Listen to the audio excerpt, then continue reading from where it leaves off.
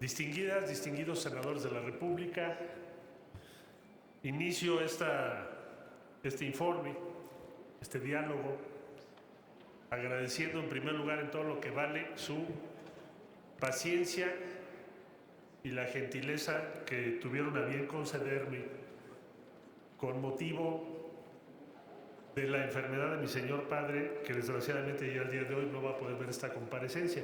Pero nunca olvidaré que ese día ustedes me dieron permiso de posponer mi comparecencia. Muchas gracias a todas y a todos. Inicio también con el agradecimiento al Senado de la República en el respaldo que nos han dado para las propuestas, proyectos, designaciones que hemos enviado a esta soberanía y que han merecido el examen cuidadoso y el respaldo de todas y todos ustedes. Eso nos compromete y nos ha permitido proyectar a nivel internacional una diplomacia en la que coincidimos para defender los intereses de México y promover nuestros puntos de vista en todo el mundo. También debo señalar que ha sido, desde mi punto de vista, esencial para nuestro desempeño en este año, particularmente en las crisis que nos ha tocado enfrentar, la postura que ustedes han adoptado de sostener una diplomacia de unidad nacional cuando vemos de por medio los intereses de México. Y lo subrayo porque lo que estamos viendo en América Latina no es exactamente eso. Lo que estamos viendo es algo diferente. Entonces es algo que debemos subrayar y que debemos reconocer, que podamos ponernos de acuerdo y tener una diplomacia común cuando de por medio están los intereses de México, particularmente con nuestro vecino del norte, pero no solo. Bueno, informarles a ustedes que en este periodo el primer motivo de atención en la política exterior mexicana ha sido la defensa de nuestros intereses, proyectos y principios en muy diversos foros, desde la presentación de la candidatura de México al Consejo de Seguridad de la Organización de las Naciones Unidas, que ha merecido el respaldo de toda América Latina y el Caribe en primerísimo lugar y de otras regiones del mundo, hasta la presentación y defensa de nuestros puntos de vista y los intereses de México respecto a la relación bilateral con los Estados Unidos.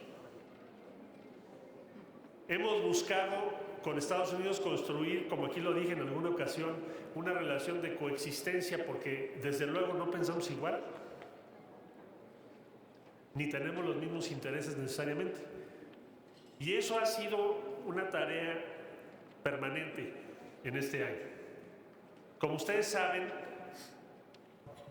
porque nos acompañaron en esa gestión tan delicada, cuando se dio el planteamiento de imponerle a México aranceles a sus exportaciones a los Estados Unidos, se integró una comisión del Senado de la República que nos hizo favor de acompañarnos en todas las negociaciones en torno a ese punto en particular que desde mi punto de vista ha sido uno de los más álgidos en la relación con los Estados Unidos. Y el mandato que recibimos del Senado de la República es que el gobierno de México no aceptara por ningún motivo un tratado de tercer país seguro. Y gracias a la orientación y respaldo que obtuvimos, que fue muy relevante, México no aceptó suscribir ningún acuerdo o tratado para un tercer país seguro. Y ese es un mérito común, porque era ese el planteamiento y sigue siendo en muchos sectores de la administración de los Estados Unidos.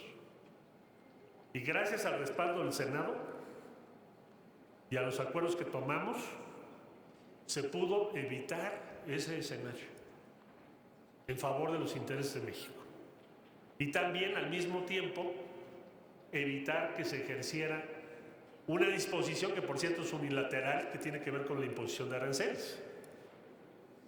Entonces, ese fue el momento crítico. A raíz de eso y de lo que aprendimos en ese momento y de cómo pudimos trabajar en conjunto con ustedes, pues les puedo decir que lo mismo hemos planteado y hecho cuando estamos hablando de la seguridad. México ha planteado ¿qué cosa? Tenemos enfrente un fenómeno de criminalidad transnacional. De Estados Unidos provienen armas, el 70% de las armas confiscadas en México o aseguradas en México provienen de los Estados Unidos. Y proviene de Estados Unidos también una enorme, muy importante cantidad de recursos que manejan los grupos delictivos en México, la delincuencia organizada. De México hacia Estados Unidos, drogas y precursores.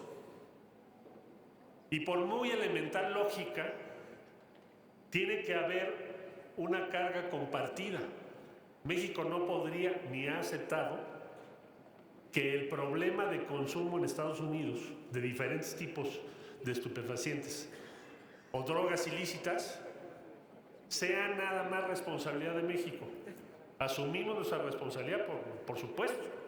Está en la Constitución, está en las leyes.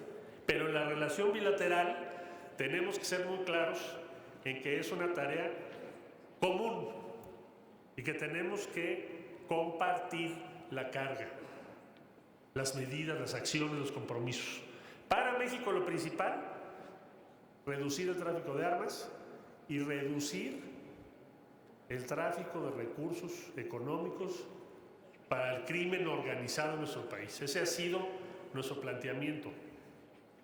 Se han logrado, como consecuencia de la insistencia de México en esta materia, se han instalado ya varios grupos de trabajo que denominamos grupos de alto nivel de seguridad.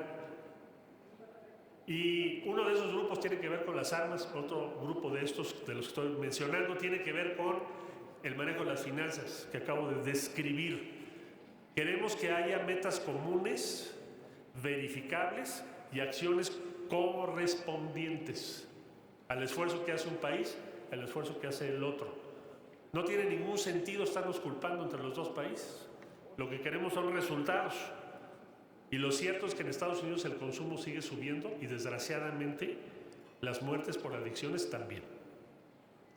Entonces, no queremos seguir haciendo lo mismo que se ha venido haciendo, solo. Habrá que hacer otras cosas, como por ejemplo reducir de manera sustantiva el tráfico de armas hacia México o reducir de manera sustantiva la disponibilidad de recursos que tienen estas organizaciones en nuestro país y en los Estados Unidos. Vamos a tener esta semana, y también les estaremos informando de manera detallada, reunión con el procurador de los Estados Unidos, que visitará nuestro país para ese propósito. Les hemos hecho saber que no estamos de acuerdo, como tampoco lo ha estado México nunca, con la designación de organizaciones criminales de delincuencia organizada en nuestro país como organizaciones terroristas por las implicaciones que puede tener para nuestra soberanía y nuestros intereses nacionales. Nunca ha sucedido que se designe así a una organización de delincuencia organizada. Solamente se ha usado cuando hay motivos políticos o religiosos, ambos. Y hemos hecho saber, y así lo vamos a conversar en esta visita que estoy refiriendo, que México no vería con buenos ojos esto y que una designación de esa naturaleza provocaría que se debilite la cooperación entre ambos países, que por cierto es la cooperación más intensa y compleja, diría yo, en materia de seguridad probablemente de todo el mundo, y más en estos momentos. Espero, y les estaré informando sobre ello, que el procurador y el gobierno de los Estados Unidos coincidan con nosotros en esto. Si Estados Unidos quiere respaldar a México para la batalla que estamos dando, que están dando las autoridades correspondientes y los gobiernos de los estados y los gobiernos municipales y las fiscalías en contra de la delincuencia, que reduzca el tráfico ilícito de armas hacia México, porque en México es un delito ingresar con armas que no estén registradas. Sí hay una obligación corresponsable. Lo mismo los recursos que acabo de referir. Esa es la mejor manera de ayudar a México, no designando organizaciones como si fuesen terroristas. Hay también el tema, aprovecho para comentárselos, por supuesto, que tiene que ver con el Tratado de Libre Comercio entre México y los Estados Unidos, que este Senado tuvo a bien ratificar ya hace varios meses. Ha sido muy largo este proceso. Y ha sido muy largo porque se ha hecho un diálogo, una negociación entre la administración en Estados Unidos y su Congreso, en el cual México no es parte cotidiana, pero sí les hemos hecho saber que cualquier acuerdo que pueda afectar a México tendrá que ser sometido al Senado mexicano y tendrá que ser autorizado de manera previa al Ejecutivo, es decir, a los negociadores mexicanos que están en Washington ahora conociendo qué es lo que se propone. Bueno, tendrá que ser conocido antes por el Senado mexicano, aun y cuando ya se haya ratificado el tratado. ¿Y esto por qué? Porque cualquier obligación adicional que haya a ese instrumento ya ratificado tiene para nosotros el mismo estatus jurídico que el resto del tratado. Cualquier documento, cualquier obligación jurídica que vaya a asumir el Estado mexicano será consultada con ustedes antes y será sometida a su consideración como es debido de acuerdo a la Constitución de la República. Así será.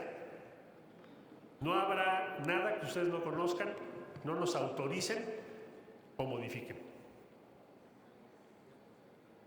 Hasta el fin de semana pasado,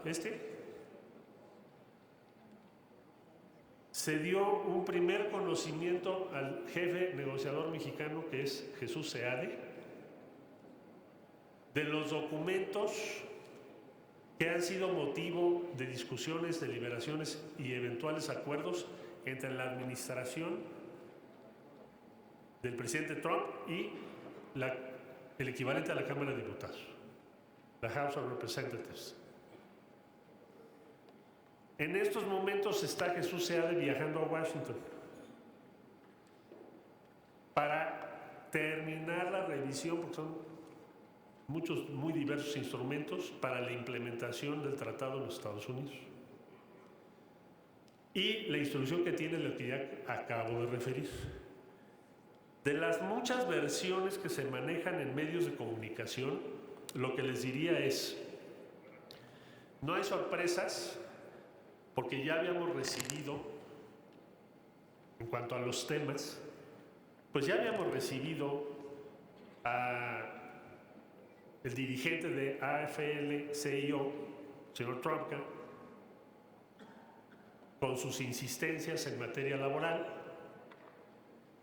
Ya le habíamos informado al señor Trumka, o compartido, que la legislación laboral mexicana vigente es más avanzada que la de ellos. Nuestra legislación, la legislación mexicana, es la más avanzada de toda América al día de hoy. Después se recibió también una visita del representante Neal, que preside un comité, una comisión muy importante, en inglés Ways and Means, que también tenía o quería saber qué es lo que iba a pasar con los recursos y si iban a ser necesarios o no respecto a la aplicación de la reforma laboral mexicana. Y bueno, ahora que el Congreso, vía la Cámara de Diputados, aprobó el presupuesto de egresos, pues también ya le informamos, una vez aprobado, en detalle, qué es lo que se aprobó, que es incluso más de lo que se había previsto. Entonces, el tema laboral se ha presentado toda la argumentación con ese punto de partida. México, por decisión propia, hizo cambios constitucionales y legales, y la legislación laboral mexicana es la más avanzada hoy de América. Entonces tenemos, desde ese punto de vista, una posición muy favorable y muy avanzada. No tenemos ninguna reserva, y además así está establecido en el tratado que se ratificó, respecto a los derechos de los trabajadores. Pero es un tema. Hay diferentes versiones que he leído. Si ustedes nos permiten, ya que se detengan los textos que se van a plantear oficialmente por parte de Estados Unidos, pues que venga al Senado si ustedes tienen a bien invitarlo y lo compartimos aquí. No tenemos nada que ocultar, al contrario, queremos que siga siendo una diplomacia de unidad nacional, y lo que hagamos respecto al tratado tiene que ser así, y así será. Otro tema son los temas ambientales, que tienen que ver con el cumplimiento por parte de nuestro país de convenciones o tratados internacionales en la materia que ya fueron ratificados por el Senado de la República. Entonces ahí no esperaríamos que hubiese algún cambio muy importante respecto a esa obligación que tenemos de cumplir ordenamientos que ya ratificamos. Pero bueno, no lo sabremos en detalle ahora que conozcamos los textos que finalmente nos compartan, porque son muchos. Tenemos que revisarlos. Y otros temas que tienen que ver con protección a biogenéricos o biotecnología, que también vamos a conocer el día de hoy por la tarde. Esos son los tres principales temas que son de mi conocimiento, que se van a plantear el día de hoy y el día de mañana. Les pediría también a ustedes nos dieran la oportunidad de que, si es necesario hacer consultas el día de mañana o el día jueves o con ustedes, pues lo podamos hacer de manera expedita, o sea, a través del órgano de gobierno que ustedes mismos se han dado, para que tengamos su punto de vista si fuese indispensable tenerlo en esas horas. Como lo hicimos también en el asunto de los aranceles, así fue. Y fue muy valioso, fue una gran experiencia. También, bueno, hay muchos otros asuntos con los Estados Unidos, pero les diría lo siguiente, ¿a qué aspiraríamos entonces?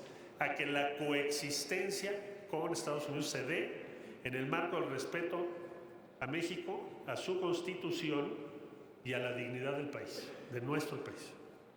Y eso es lo que hemos buscado todo el tiempo frente a, ahora sí, como dice el dicho, viento y marea.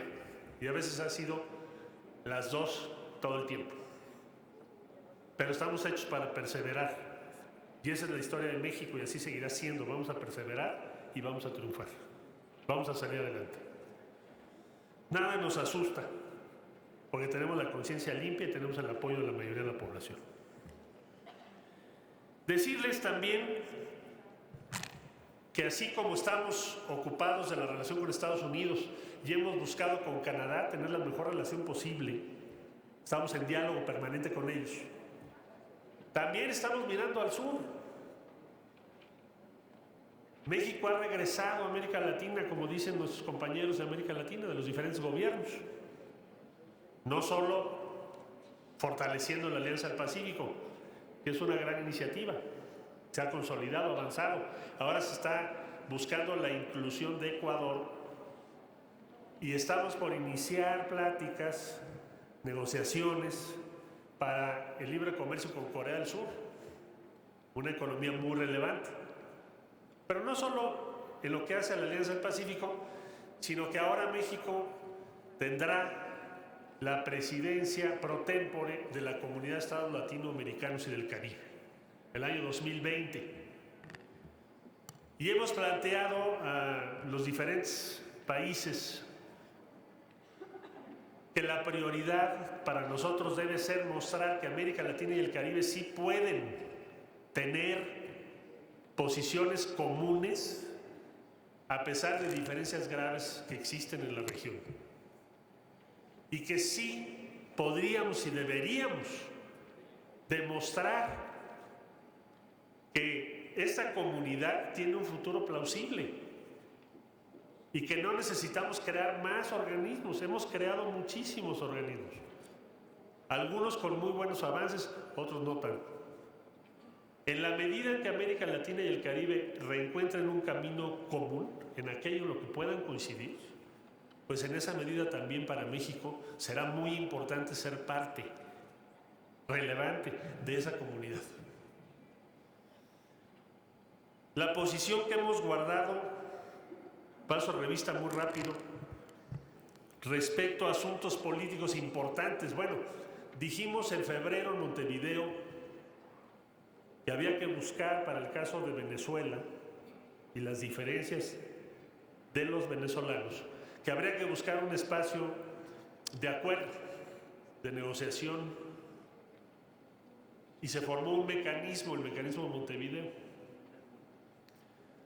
Y se lo dijimos a la Unión Europea, el camino es el diálogo, la comunicación y llegar a acuerdos. Bueno, hoy la mayor parte de los actores de ese momento nos dicen, pues tenían razón, hay que buscar un acuerdo.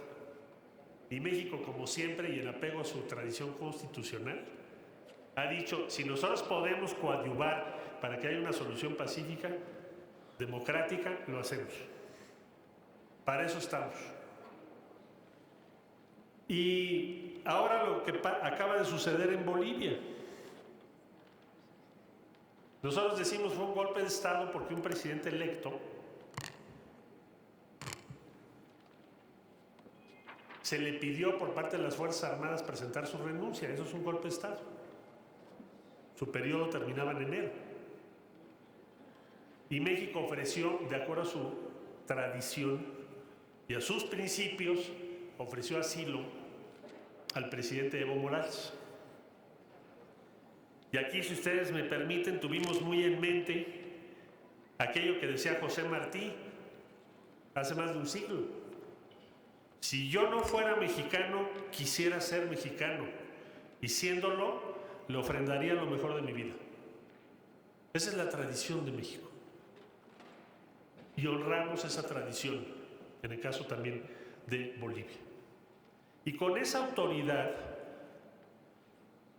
los países de América Latina y el Caribe no solo respaldan a México ante el Consejo de Seguridad de la ONU, sino también nos respaldaron para dirigir la Comunidad de Estados Latinoamericanos y del Caribe. Entonces, negociamos con el norte y miramos hacia el sur.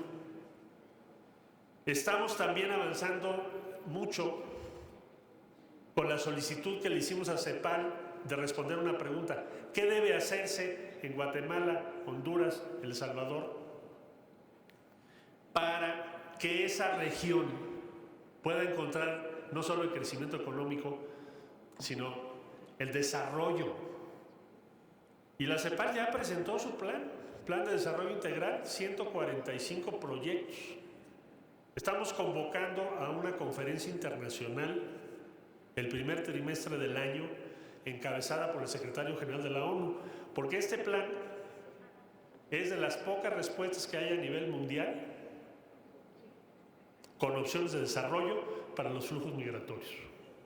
Y si México lo está haciendo, y como ustedes saben, se está ya invirtiendo en eso, ¿por qué entonces no lo hacen los países que tienen corresponsabilidad? En primer lugar, Estados Unidos y otros países del mundo. Entonces estamos invitando 35 países que ya nos confirmaron a la conferencia internacional, a la cual les vamos a invitar, por supuesto, a ustedes para que nos ayuden y este plan y esta respuesta pueda tener una concreción y un efecto inmediato.